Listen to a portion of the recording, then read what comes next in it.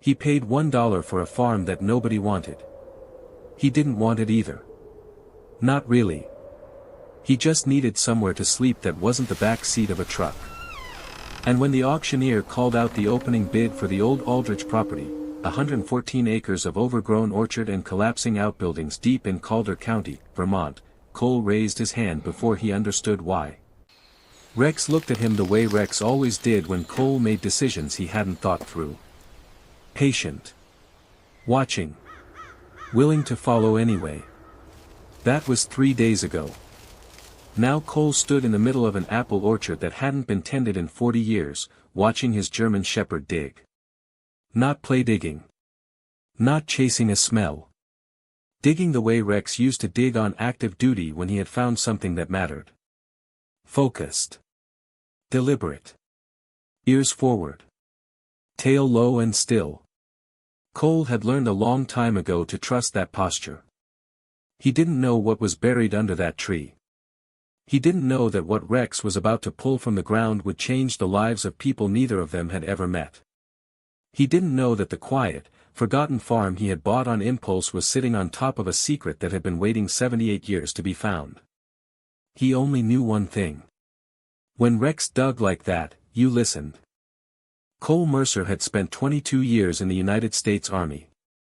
He had served 3 tours overseas, led a ranger platoon through 2 of them, and come home from his last deployment carrying something invisible that no metal could measure and no doctor could fully reach. He was 53 years old. He stood just over 6 feet, lean and straight-backed in the way military men carry themselves even after the uniform is gone.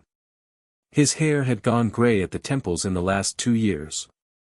His eyes were brown and quiet and the kind of tired that came not from lack of sleep but from too much experience. He did not think of himself as homeless.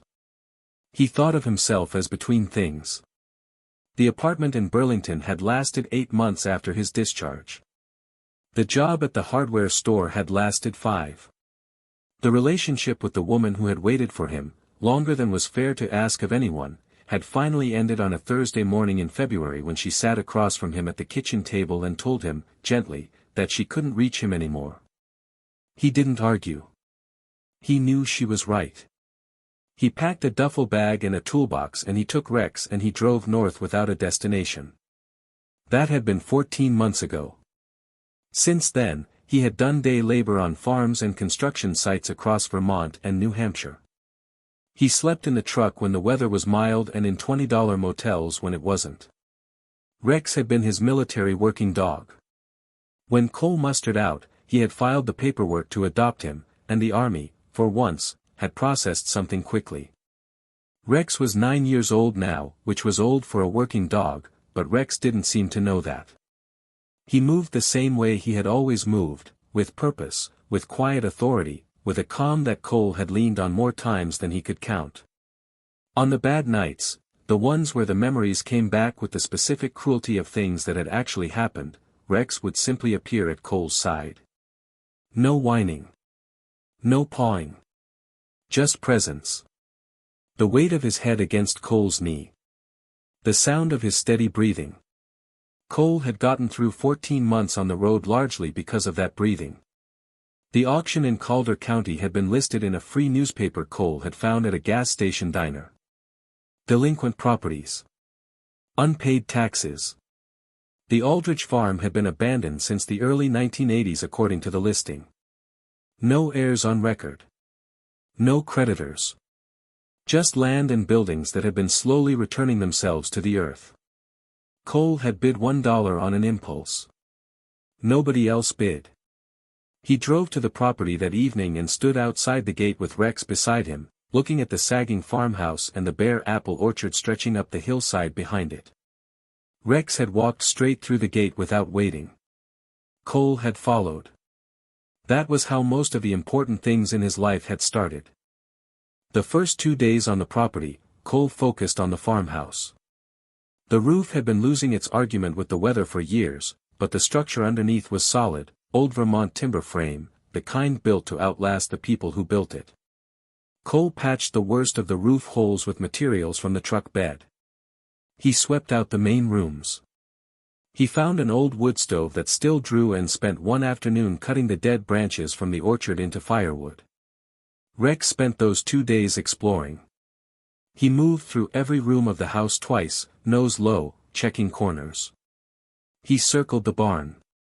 He walked the fence line at the edge of the property in a pattern that Cole recognized as a perimeter check, old muscle memory from years of active duty work. On the evening of the second day, Rex stopped eating halfway through his meal. Cole noticed. Rex had not voluntarily stopped eating in 9 years. He looked at the dog. Rex was staring through the farmhouse window toward the orchard. His ears were fully forward. His body was still. Cole set down his own food. "What is it?" Rex walked to the door and looked back. Cole pulled on his jacket and followed him out into the cold Vermont evening. Rex moved directly up the orchard hill without hesitation, as if he had been waiting for Cole to be ready. The bare apple trees stood in rows that had grown ragged over 40 years of neglect, branches tangling together, the spaces between them thick with tall dead grass. The last light was fading behind the mountains to the west. Rex stopped at the base of a tree near the top of the orchard. It was older than the others, the trunk wider, the bark deeply furrowed, the roots large and spreading. Rex stood before it for a moment, head down, reading something in the soil. Then he began to dig. Not at the tree. At a specific point between two of the largest roots, perhaps 2 feet from the base of the trunk. Cole crouched beside him and watched. Rex dug with focused, efficient strokes, the way he worked when something was real. After 2 minutes the dog stopped, sniffed the exposed soil, and looked at Cole. There was something down there. A flat surface, dark with age. Cole moved Rex gently aside and used his hands to clear the remaining dirt. A tin box. Rectangular. Perhaps 12 inches long and 8 inches wide. The lid was sealed with rust but intact. Someone had wrapped it in oilcloth at some point, and the cloth had largely disintegrated, but it had done its work. The tin beneath was still whole. Cole sat back on his heels in the darkening orchard and looked at the box in his hands. Rex sat beside him, watching his face. "All right," Cole said quietly. He carried it back to the farmhouse.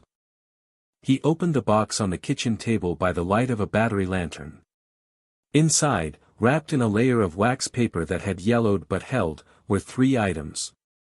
The first was a bundle of letters, perhaps 30, tied with kitchen string that had gone brittle. The envelopes were addressed in careful handwriting to someone named James Whitfield at a Vermont address. The return addresses were from Alabama, Georgia, and France. Cole recognized the postmarks, 1943, 1944, 1945. The second item was a photograph. A man in a United States Army uniform, standing in front of a farmhouse that Cole recognized immediately. It was this farmhouse. The man was young, perhaps 25, with a proud, careful expression. On the back of the photograph, in the same careful handwriting as the envelopes, James Whitfield, Calder County Farm, August 1947. Home. The third item was a document. A land deed, registered in the state of Vermont in 1947, for 114 acres in Calder County. The name on the deed was James Elias Whitfield. Cole sat for a long time with the photograph in his hands. This farm had not been the Aldrich farm. Or it had not started that way. He spent the next morning in the county records office in the nearest town, 18 miles away. Rex waited in the truck. The clerk was a helpful woman who pulled files without asking too many questions. What Cole found took him an hour to piece together, but the shape of it was not complicated. James Whitfield had purchased the land in 1947, 1 year after returning from service in the European theater. He had paid for it in full, the record showed a single payment, no mortgage. He had farmed it for 7 years. In 1954, a property tax lien had been filed against the farm. Cole cross-referenced the dates. The lien had been filed 3 weeks after James Whitfield had submitted a formal complaint to the county about a road access dispute with a neighboring landowner named Gerald Aldrich. The tax assessment used to calculate the lien was wrong. Cole could see it clearly in the numbers. The farm had been assessed at nearly 3 times its actual value. The error had never been corrected. The lien had grown. By 1956, it had been ruled in default. The farm had been sold at auction that year for $200 to Gerald Aldrich. Cole drove back to the property in silence. James Whitfield, a United States Army veteran who had served his country and saved everything he had to buy a piece of Vermont, had lost his land because someone had wanted it and had used the machinery of local government to take it. Rex watched him from the passenger seat the whole drive back. "I know," Cole said, though the dog hadn't made a sound. That afternoon, a car came up the farm road. A large silver SUV, clean and out of place against the muddy Vermont gravel. The man who got out was heavy-set, wearing expensive clothes that looked wrong against the rural backdrop. He introduced himself as Harlan Voss. He said he was a property developer and that he had been hoping to acquire this land for several years. He said he was sorry Cole had already bought it, but he wanted to make an offer. A generous offer. He named a number. Cole watched him. Voss had the particular ease of a man who was used to transactions going his way. Rex had moved to stand beside Cole the moment the car door opened. Not aggressive. Simply present. He was watching Voss with the same quiet attention he gave to everything that hadn't been cleared yet. Voss glanced at the dog. Something in his expression shifted slightly. Cole thanked him and said the property wasn't for sale. Voss smiled and said he understood, and he hoped Cole would reconsider, and he drove back down the road. Rex watched the SUV until it disappeared. Cole went back inside and spread the documents from the tin box on the table again. He needed to find out if James Whitfield had any family left in Vermont. It took 2 days of careful searching. Cole drove to the county library, used their public computer, asked questions of a librarian named Ruth who turned out to know more about local families than the county records did. James Whitfield had died in 1974. He had one daughter. Her name was Eleanor Graves. She was 78 years old. She lived in a small house at the edge of the same town where the library was. Cole drove to the address that afternoon. Rex rode in the back seat, which he only did when he understood the visit was formal. Eleanor Graves answered the door before Cole finished knocking. She was a small woman with white hair and wire-rimmed glasses and eyes that had seen a great deal. She looked at Cole, then at Rex sitting quietly beside him, and she said, "My father always said that land would find its way back." Cole asked if she knew what he had come to tell her. She said she had been waiting for it for 30 years. Inside her small living room, over 2 cups of tea that Cole barely touched, she told him what she knew. Her father had never stopped talking about that farm. He had described every apple tree by name. He had kept the original deed, or so he believed. When he died, she had searched his belongings for it and found nothing. Someone had taken it before she could find it. Harlan Voss's family name, she said, was not new to her. His father had been Gerald Aldrich's attorney in 1954. The pattern was not complicated. It was just very old. Cole drove back to the farm in the dark with Rex beside him. When he got out of the truck, he noticed the barn door was open. He had closed it that morning. He did not go in immediately. He stood outside the truck with the engine off and waited. Rex stood beside him, ears forward, body completely still. 3 minutes. 4. Nothing moved. Cole walked slowly to the barn, staying to the side of the door. He looked through the gap. 2 men. Moving through the barn with flashlights. Going through the old shelving units along the wall, pulling things down, checking behind them. Cole understood immediately. Voss had sent them to look for additional documents, anything else that might support Eleanor's claim. The deed from the tin box was already at Eleanor's house. But Voss didn't know what else might be here. Cole made a quiet sound. One syllable. Rex moved to the far side of the barn door without being told further. They had practiced this entry pattern 800 times on 3 different continents. Some things didn't leave you. Cole stepped through the door and said, "You're trespassing." The men turned. One of them grabbed a rusted fence post from the wall. Rex stepped in from the other side. He didn't bark. He didn't charge. He simply appeared, 112 pounds of German Shepherd in the darkness, amber eyes catching the flashlight beam, body low and absolutely certain. The man with the fence post went very still. Cole walked to him and took the post from his hand without resistance. The second man was already talking, explaining, apologizing, saying Voss had told them it was his property, saying they didn't know, saying they would leave right now. Cole let them leave. He had what he needed. He had watched where they had been searching. And they had been searching in the wrong place.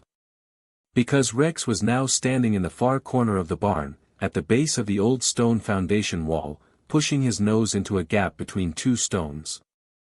Cole crossed to him. He pressed his fingers into the gap. The stone was loose. He worked it free. Behind it was a folded piece of paper wrapped in the same oilcloth as the tin box. A second copy of the land deed. James Whitfield had been careful. He had kept one in the orchard and one in the barn wall.